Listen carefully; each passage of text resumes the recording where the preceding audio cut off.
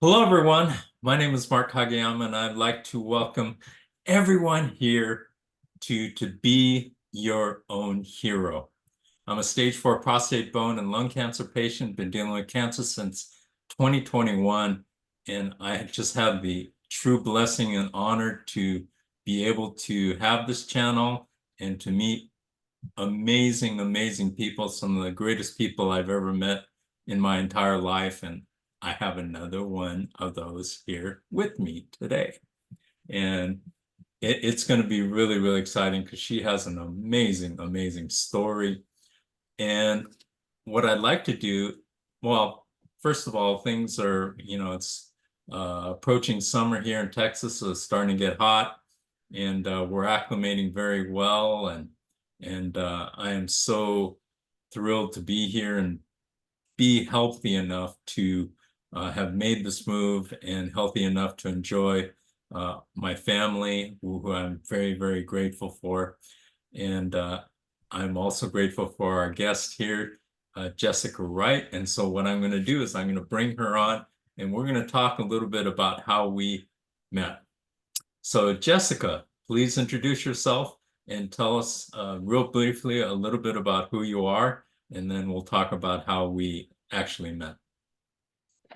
Hi, my name is Jessica Wright, and I am 39 years old, and I was originally diagnosed with cancer at 10 years old. I had a brain pilocytic astrocytoma tumor at 10, and then um, at the age of 35, got diagnosed with an adult cancer called clear cell odontogenic carcinoma. Okay, so how did we meet? We met through the Conquer Cancer community. Cancer Conquering Community. It's our weekly clubhouse gathering on Thursdays at 12 Eastern, 9 a.m. Pacific.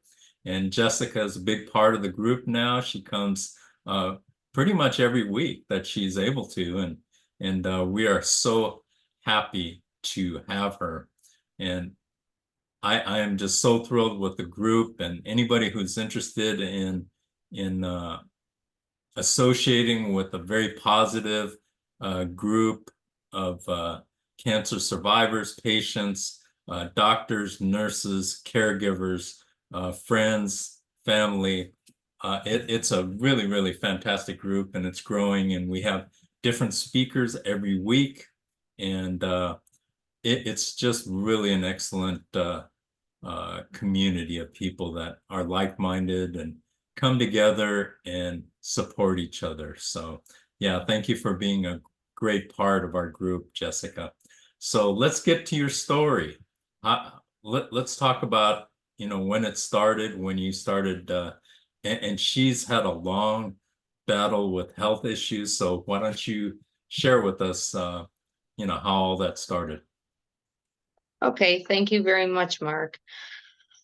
Well, my journey originally started way back when I was 3.5 months old, and I was diagnosed with spinal meningitis. Um, my mom quickly realized there was something was wrong with me, so she had to rush me to a doctor's office, and the doctor immediately said go straight to the hospital. He knew I was very sick, and that's where I was diagnosed with spinal meningitis. At the time, they had told me or told my parents that I had 24 hours to live or die or have 100% brain damage. Well, I've been defeating the odds ever since and telling them how wrong they are. And I continue to do so and will forever continue to do so. Don't Um, don't you just love that? I mean, I certainly do. I just love that. I mean, Like, what a nah, sorry, you're wrong. Um, went on to be a healthy kid. I recovered from that. Was in the hospital for about 3 months. Recovered from that, and then closer to the age of 3 or 4, they noticed like behavioral problems, just acting not normal, and it turned out that I had acquired hydrocephalus, which was caused by the brain tumor. And hydrocephalus is when your brain doesn't filter the CSF fluid through the ventricles properly. Mine are too small. So I needed to get a VP shunt put in my head that goes down my neck and then filters out through my stomach. And I was in the hospital for about 3 or 4 months that time. And had a VP shunt put in on my 5th birthday, probably the best birthday present I've ever gotten.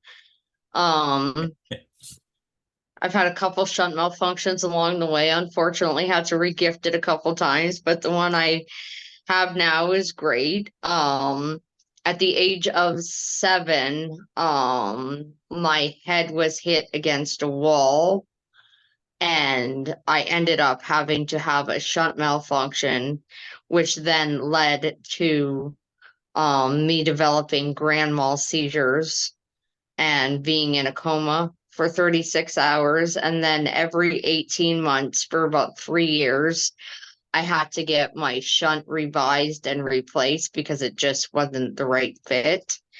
And just when we thought I was out of the woods and things were good and, we could take a breath and not worry about it, by that point, I was 10 years old and I was diagnosed with a pilocytic astrocytoma tumor in the hypothalamus part of my brain. And that brain tumor was and is inoperable, and I live with it in the smack dab in the center of my brain, calcified. It, little peach pit inside my head. I live comfortably. I originally had side effects like short-term memory loss and gait and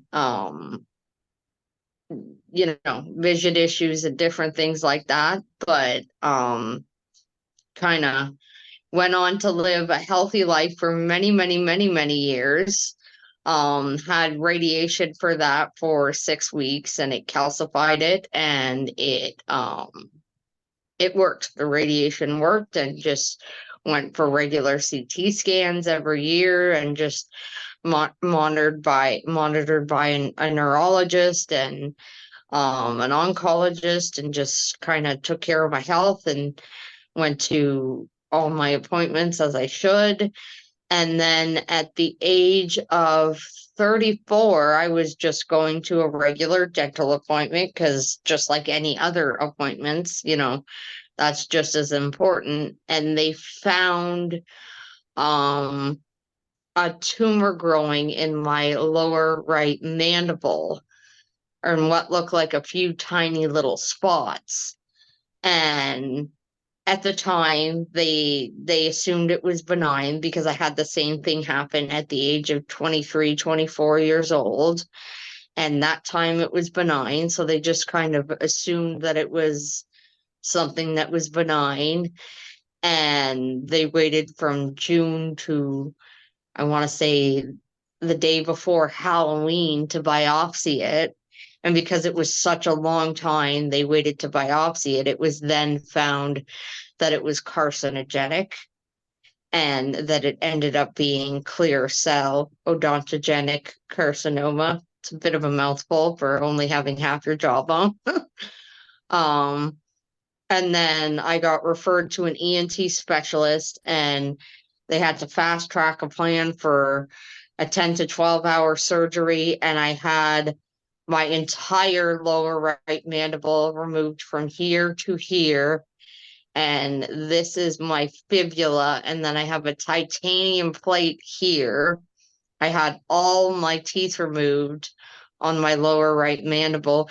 They had to remove the gums, a couple nerves, some arteries, and then I had the nerves and the arteries resected from my left leg, along with my fibula, and my gums for a skin graft for my upper thigh.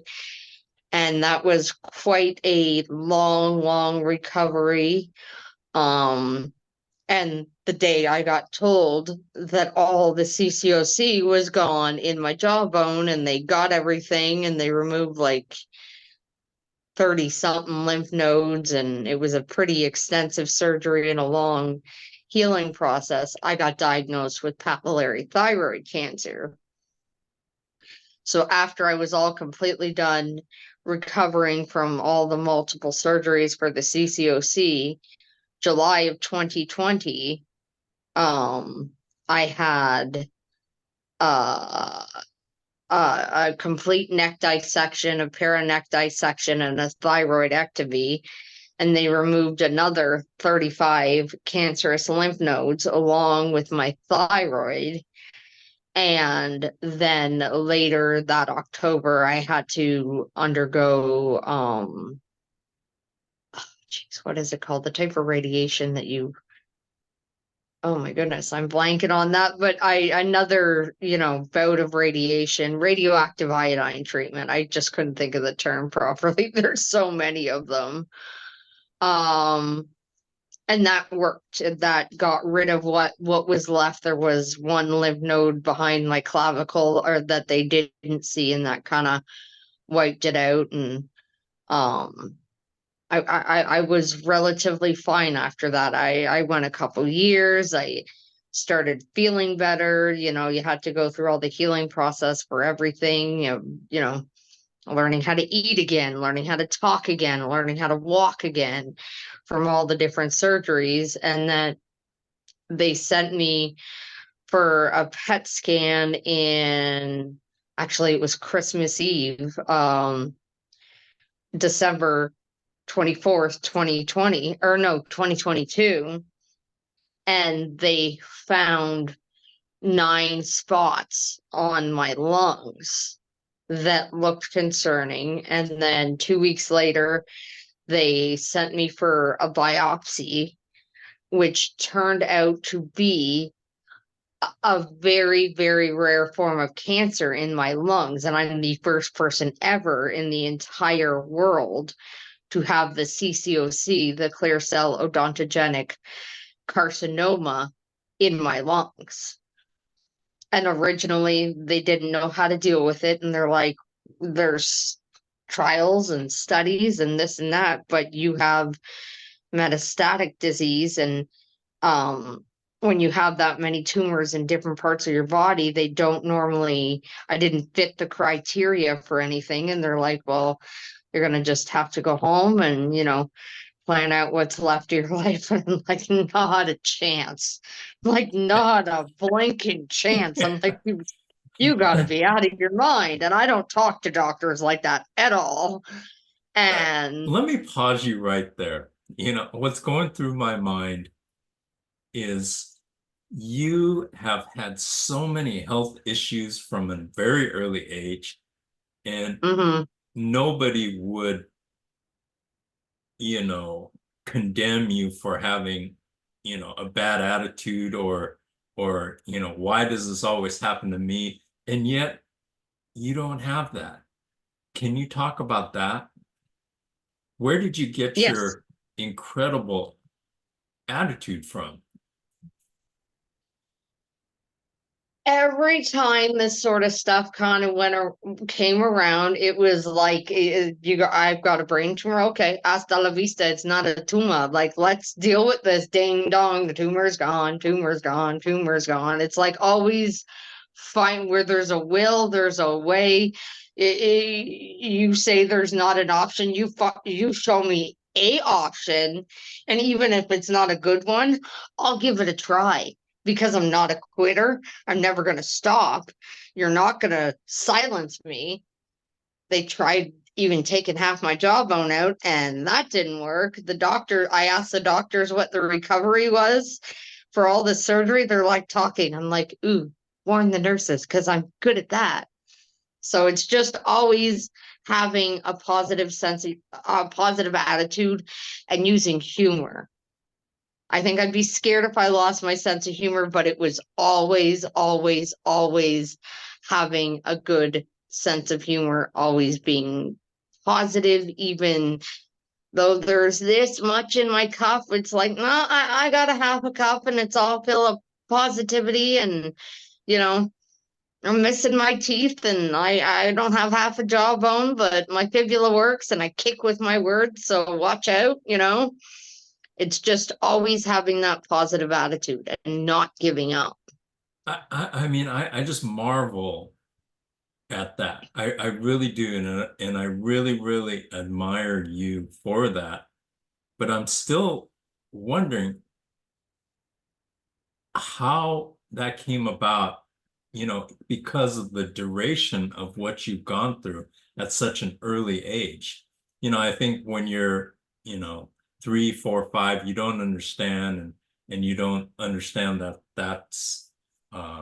these are things that can happen, but you've dealt with it for so long. Don't you ever get tired of all these things happening? Of course, I get tired. I get very frustrated. It's like I gotta, next week, headed to London again for a CT scan to find out whether or not the radiation I just had, and not whether or not, finding out that the radiation that I had in March for another one of the tumors in my lungs. It's just always that attitude of never giving up. And that's what it was at you know, such a young age. I remember sitting in the hospital at 4 years old with my grandma, and she's like, "You tell those being sick, tell it to kiss off and to leave you alone, and have that attitude of you're gonna just no, not a chance is there the ability to just give in and say, okay, this is what I'm dealt with. I guess I can't try anymore. It's always fighting. It's always trying. It's always giving it your hardest attempt because the other opportunity is just unacceptable. So did you It's, get that from your grandmother? um, yeah, my family definitely helped me with that attitude, and I lost her young in life after that surgery. The following year she passed, but I always remembered, that attitude. And my sister was there as my little nurse, and my mom and dad were there to help support me too. And um it's just, the support system you build around yourself is very positive as well, and important, and it just helps get you through. That is just absolutely awesome. I mean, I commend you. I mean, I don't have words to share with you how impressed I am with Thank you you. and your attitude, and keep it up, and that's why, you bring such wonderful light to our group by having that attitude. And uh I'm just flat out amazed, absolutely amazed. And we're gonna talk after this is over, because yeah, I think we have certain things that we can help each other with. So keep going with Mhm. your story. I had to ask you that because it I've just been so impressed, with the way you deal with things, and my hat's off to you. Thank you so much. Hmm.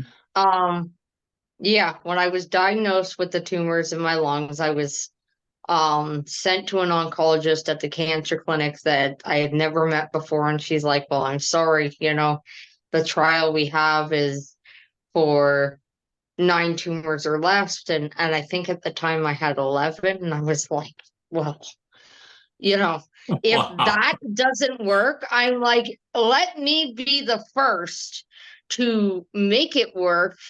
And I'm like, "I will make you look good. I will stand up on a podium and I will make you look good and show you how this will work. And it can help change the way this cancer is treated." I'm like, I'm like, "I'm the only one that's got something to lose. Give me your best shot. Hit me with your best shot. Let's go." And she was, of course, apprehensive and not quite used to young people coming at her with such, you know, oomph, so to speak. Um, and then they're like, "Okay, we're gonna try and put you in this trial and have it just specifically tailored towards you." And all of the lymph nodes, except for a you shrunk or were calcified. I recently just had treatment for one lymph node that was not treated because it was so small. It was like 1.2 millimeters or 0.2 millimeters. So it was too small to treat at the time, and just had it spot treated. And a year after I had that radiation, I had that exact same oncologist call me and say, "Hey, you want to be our patient speaker?" And I'm like, "Huh?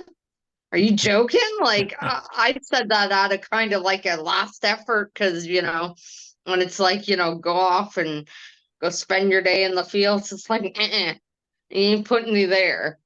Um, and then last year I was the patient speaker for the Bain Center, which is London's research facility that they have for the cancer clinic.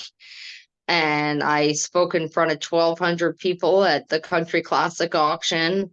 And it was an absolute honor. And they continue to use my story for the Dream Lottery this year. And then they're going to be using it again for the Bain Center again in the fall. And that was the one thing that I said, that if I get out of this hospital bed in more pain than I've ever been in my entire life, that I'm going to give my pain a purpose. And I want to give back, and I want to make a difference. And I don't want other patients to have to be pushed to this point, because the tumors were originally benign.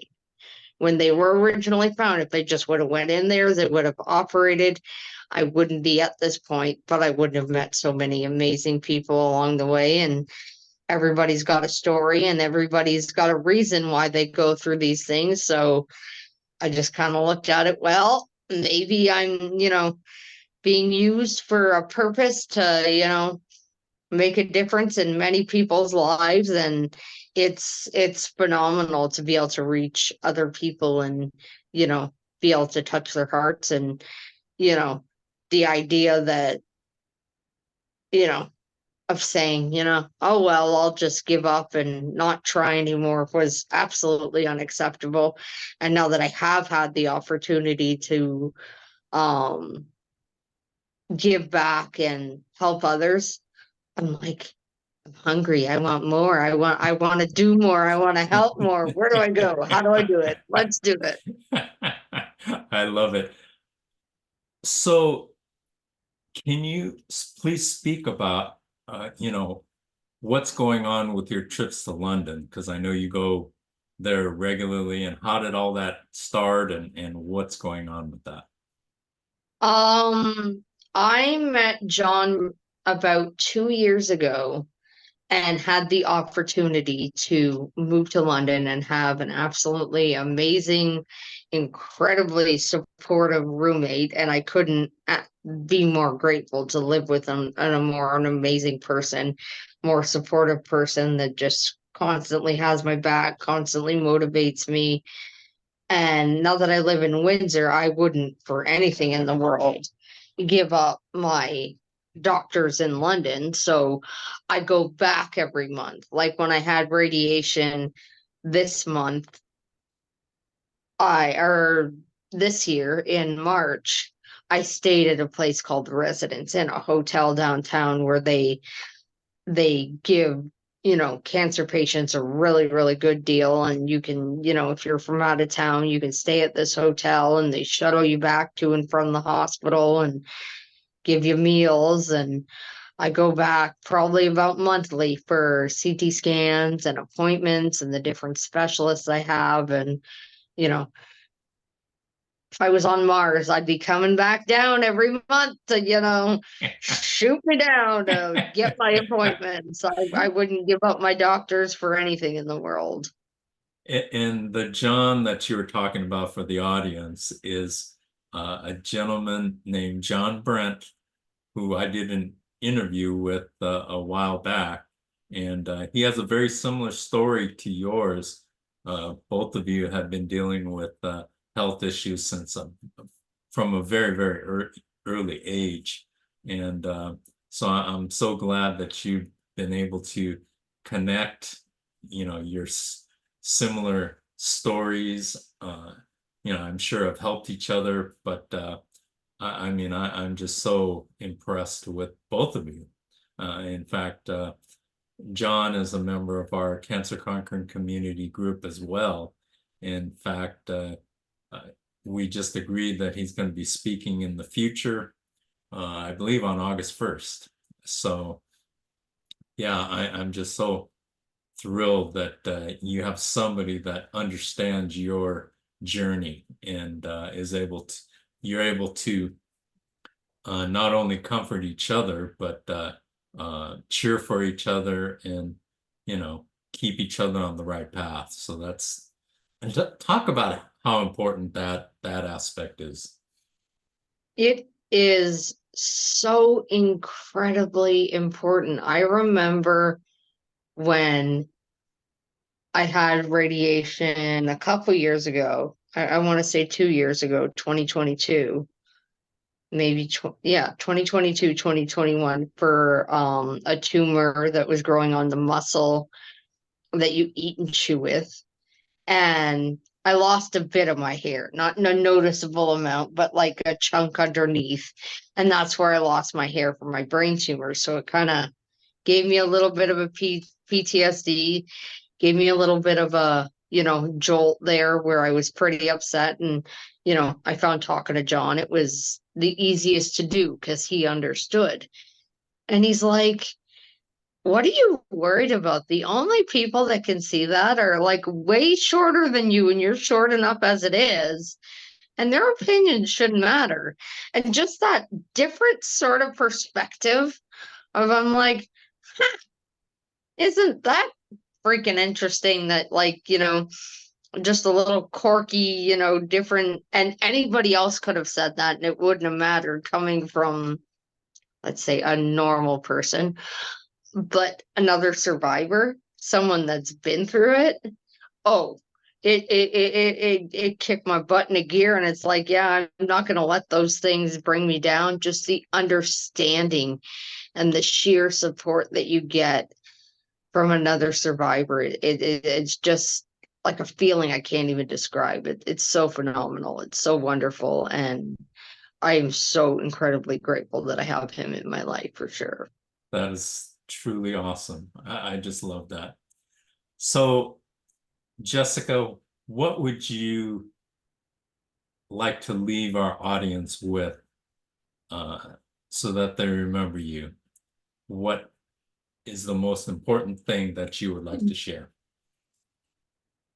That if you're ever faced with any sort of a cancer battle, or anyone that has, is to never give up, to always have that, you know, and so a lot of people, it's like, where do you find your energy? Where does it like come up? Even when I was first diagnosed again around when I was 35 with the adult cancer, I was like, man, what I wouldn't do to have the conversation with that 5-year-old Jessica sitting there in the hospital bed, because, you know, she had, she wouldn't stop. I'm like, I got to talk to that girl and, summons that energy. And it's just, you find the where there's a will, there's a way kind of attitude. It comes to you. You feel it in your heart and your soul, and just never give up, never stop fighting, never stop trying, as hard and as difficult as it may sound. Never give up. Never let go of that opportunity. And I use the analogy a lot when I was getting interviewed for LHSF, that I always described my journey as getting back in the boxing ring and having to put on those boxing gloves and, having to get back in and knock out the Grim Reaper again. And then for that video I did, they actually hired a boxer. And before I went on stage, it sounded like the ding of a boxing ring and like somebody talking over a microphone. Like, that's who's getting in the ring. And it was a really, really cool opportunity to be able to bring that mental vision that helped me cope throughout my entire life to life. It was very, very cool. Wow, that is fantastic. So, I have one last question to ask you, and it's Okay. doesn't relate to what we've talked about. If you were in charge of the world today, I'm gonna make you in charge of the world right this second. And I'm Okay. coming to you and saying, Jessica, how do we make this planet a better place for everyone? What would you say? How do we make this planet a better place for everyone?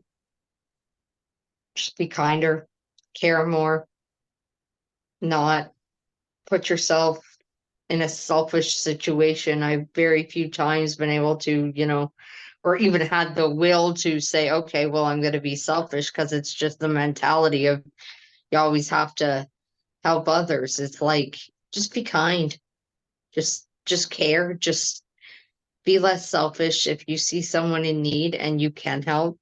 Sometimes you can't, then, you know, maybe help find that person the resources, but just be kinder, just be more ap- appreciative for what's right in front of you.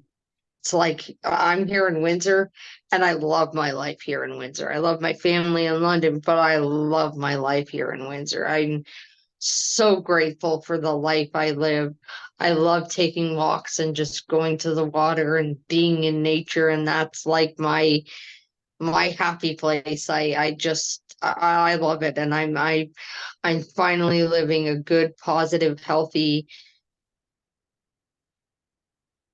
just physically, mentally, emotionally feeling good attitude in life, and just do what makes you happy and try and pass that positive feeling on. Awesome. Absolutely awesome. Jessica, thank you so much for your time and for sharing your incredible story with us. Uh, I really appreciate you, and I appreciate your support uh, with the Cancer Conquering community every Thursday at 12 Eastern, 9 a.m. Pacific. And I want to thank all of you out there, all the viewers, for joining us here at To Be Your Own Hero. Please like, subscribe, make a comment in the comment section of the video, and we will see you next week, and have a great week. Thank you so much, and thank you once again. Jessica, take care.